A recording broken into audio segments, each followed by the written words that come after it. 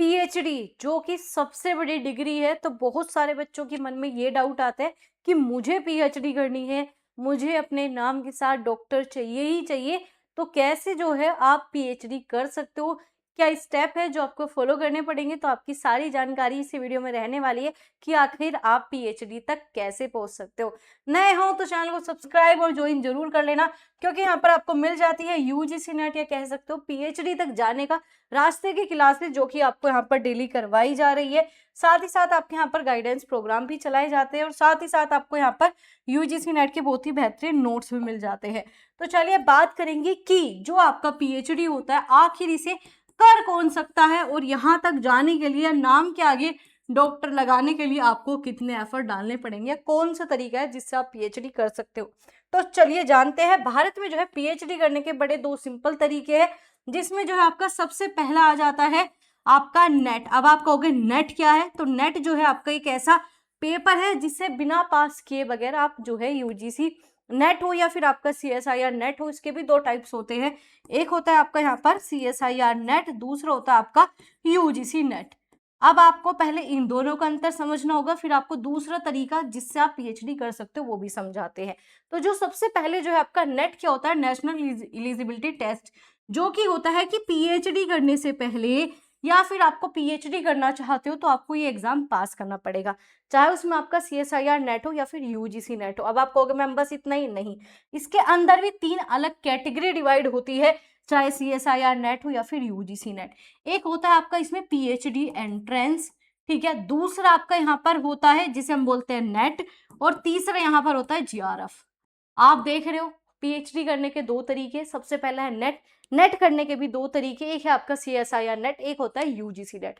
CSIR net जो है math या फिर साइंस स्ट्रीम वाले स्टूडेंट ही फिल कर सकते हैं, यूजीसी नेट जो है आपके आर्ट वाले ही फिल कर सकते हैं, ठीक है, जैसे आपका हिस्ट्री, ज्योग्राफी, पॉलिटिकल, इन सभी सब्जेक्ट के जो है यूजीसी नेट ही देने पड़ेंगे। वहीं पर सीएसआईआर नेट देना चाहते हो तो उसमें आप मैथ, केमिस्ट्री, फिजिक्स, साइंस, इन सब सब्जेक्ट में आप दे सकते हो।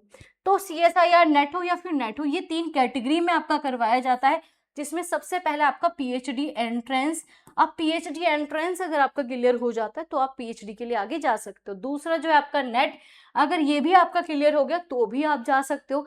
तीसरा आपका जीआरएफ, ये क्या काम करेगा, आपको पीएचडी तो आप करोगे ही करोगे, प्लस में आपको अच्छी खासी फेलोशिप देता है, ठीक है, बहुत अच्छा अमाउंट मिल जाता है। यहाँ पर मंथ जो है आपको 37,000 प्लस ही मिलते हैं, और ये थोड़ा इंक्रीज भी हो रहा है, आपका एचआरए के ऊपर डिपेंड करेगा। तो लगभग आप मान के चलो कि 37 प्लस जो है आपको 37,000 जो है आपको मिलते हैं पर मंथ, जिसमें जीआरएफ में। तो ये तीन कैटेगरी, इनमें से कोई सी भी कैटेगरी अगर आपकी पास है तो आप क्या कर सकते हो, आप करोगे अगला स्टेप जो है आपका यहाँ पर पीएचडी इंटरव्यू। अब आपको क्या करना पड़ेगा, बहुत सारी यूनिवर्सिटी है भारत में जिसमें हर साल जो है पीएचडी के एडमिशन होते हैं, चाहे आपका सेंट्रल यूनिवर्सिटी हो, स्टेट यूनिवर्सिटी हो या फिर प्राइवेट यूनिवर्सिटी हो, विभिन्न प्रकार की यूनिवर्सिटी, उसमें से आपको क्या करना है, अप्लाई करना है, वहां पर जाना है, मतलब ऑनलाइन ही हो जाता है, खैर फॉर्म फिलिंग करनी है।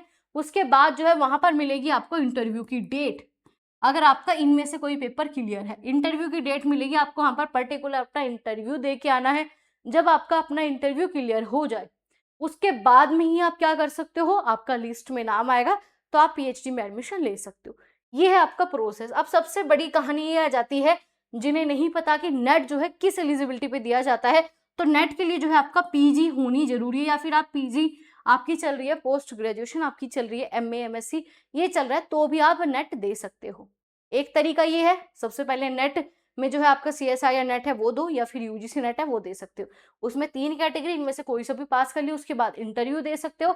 इंटरव्यू के बाद जो है आप अपना एडमिशन कंप्लीट कर लेते हो, अगर नाम आ जाता है, आपने इंटरव्यू बहुत अच्छा दिया उसके बाद ही आपका नाम आता है।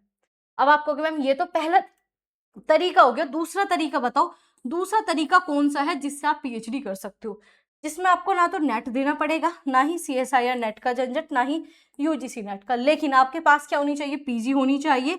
और अगर आपके पास पीजी है तो कुछ यूनिवर्सिटी आज भी ऐसी है जो अपना क्या कराती है, पीएचडी एंट्रेंस कराती है, ठीक है। आपको क्या करना है, पीएचडी एंट्रेंस का फॉर्म फिल करना है, इसे पास करना है। अगर आपने उस यूनिवर्सिटी का पीएचडी एंट्रेंस क्लियर कर लिया, उसके बाद अगेन आपका इंटरव्यू होगा। इंटरव्यू के बाद जो है आपको क्या करना पड़ेगा, आपको जो है मेरिट लिस्ट का इंतजार, उसमें नाम आता है तो आप अपना पीएचडी में एडमिशन कंप्लीट कर सकते हो। तो या तो यूनिवर्सिटी का पीएचडी एंट्रेंस निकले, या फिर आपके पास नेट, या फिर नेट में से इन तीनों कैटेगरी में कोई भी हो तो आपके पास होना ही चाहिए। आज के टाइम पे पीएचडी करने का यही तरीका है। अब आप प्राइवेट या किसी अदर यूनिवर्सिटी से करते हो तो उसका एक तो बेनिफिट कम मिलता है, बाकी आपके पास नेट तो चाहिए ही चाहिए। ये आपका कह सकते हो सबसे मिनिमम जो है आपकी एलिजिबिलिटी है, नेट हो या फिर इन तीनों में से कोई सा भी हो, तीनों ही चलेंगे, लेकिन आपके पास ये होना चाहिए, या फिर आपके पास पीएचडी एंट्रेंस उस यूनिवर्सिटी का पीएचडी करने के लिए। तो यही तरीका है आपका पीएचडी करने का भारत में। तो अगर आप भी पीएचडी करना चाहते हो तो इस चैनल को सब्सक्राइब और ज्वाइन जरूर कर लेना, ऐसी इंफॉर्मेटिव वीडियोस आपको मिलती रहती है।